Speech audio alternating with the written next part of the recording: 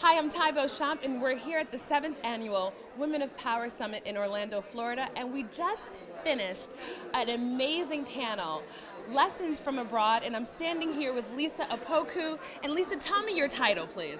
Sure, I'm the Chief Operating Officer for the Securities Division in Goldman Sachs. Wonderful, Asia. and you're also on the cover of the February issue of Black Enterprise. I am. How does that feel? It's amazing. I think I wonder most days how I could be so honored, but it was really, really an exciting thing. I begged Derek Dingle to Photoshop me a little skinnier, but he didn't listen. But it looks okay. I was happy. A little photoshopping goes a long way, right? Absolutely. So, I mean, in your article in this month's February issue, you talked about there was something that stood out. As a young manager, I mean, you're under 40 or just 40. You talked about the importance of building a solid team around you. Yes. What advice or key, pieces of advice would you give to managers, be they younger, or older, on how to do that? How do you build a solid team? 3 key pieces of advice, maybe. Sure. I think when you're building your team, you can't be hesitant about the people. You have to make judgments about whether or not you can honestly rely on the people you are under you to delegate to, because you're only as good as the team that you have. And I think my experience was that when I first moved into a new role, I tiptoed around a bit by the incumbents who were on the team, not wanting to appear as the ugly American who moved to Asia and chopped up the team. I think you have to make swift decisions based on the experiences you have early on.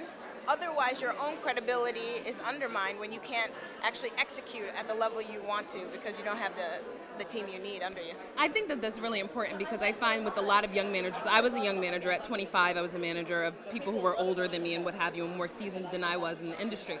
But sometimes there is a little bit of insecurity that creeps in, and you're not always sure about how to do that. So how do you really bolster yourself and develop the tools that you need to know how to build a solid team? I'll tell you, it's a very good question. It's experience. I think you have to fire someone, right?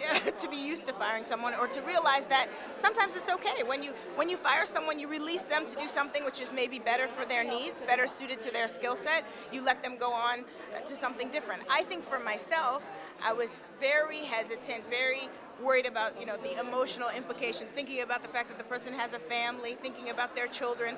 And sometimes you just have to understand that this is a business, it's not personal. You do the best you can for the people in terms of severance or looking for other opportunities for them internally or externally, but you ultimately will be measured by your team. And once you realize that, the sooner you realize that you have to be a bit more ruthless. I was going to say ruthlessness is key. Absolutely. You really do, because your team is only as good as what you build, and so that's amazing. I think that's really solid advice. I hope you all are listening to that in terms of management. As a woman of color, as a Black woman now living in Hong Kong, tell us about that transition for you. What was that like? Sure. I think moving to Hong Kong was difficult for so many reasons. I mean, everything about your life when you move to another country changes. Where you pick up your coffee in the morning, how you commute to work changes, the people you're seeing, the interaction. So it's very stressful in micro and macro ways to change your environment completely. I think what I found kind of refreshing is that Asian society is quite hierarchical. So as long as you're in a senior position, really, I would say I experienced less racism than maybe in the US or Europe, because people tend to give you status in accord with your job. So I very much found many men who were much older than me calling me ma'am and saying, yes, ma'am, and how can I help you, ma'am? And so culturally, I think it kind of suited my ability to integrate and get things done quite quickly. And that was a welcome change. Wonderful. My last question is, why is having the global experience so important, and what advice would you have for our viewers, be they junior in their positions right now or more senior in their position, in terms of getting that experience, how to go about it? Great question.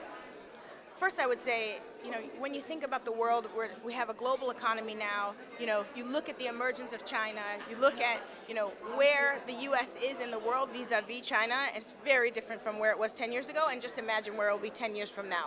So you have to recognize. So go to Asia. Asia is just one of many wonderful options, but I think that, and all the things that are happening in Europe right now are also quite interesting and exciting, and I think that that economy will develop in a great way, but it's very important to be a part of these global changes and experiences. I think Americans tend to be somewhat insular, and we have to step out of our comfort zone. One of the most important things for me as a leader moving to Asia is it's created flexibility. I really have learned a lot about different cultures. I approach things with a blank piece of paper. I think sometimes in the US the businesses are very established and you're working in a developed market and you don't have the creativity and flexibility that you would have when you're working overseas. So in closing, with Lisa Opoku, thank you so much for your time. Thank you. Global experience is key. Get it, obtain it, figure it out, and do it. Thank you so much, Lisa, Thank you. and congratulations to you. Thank you.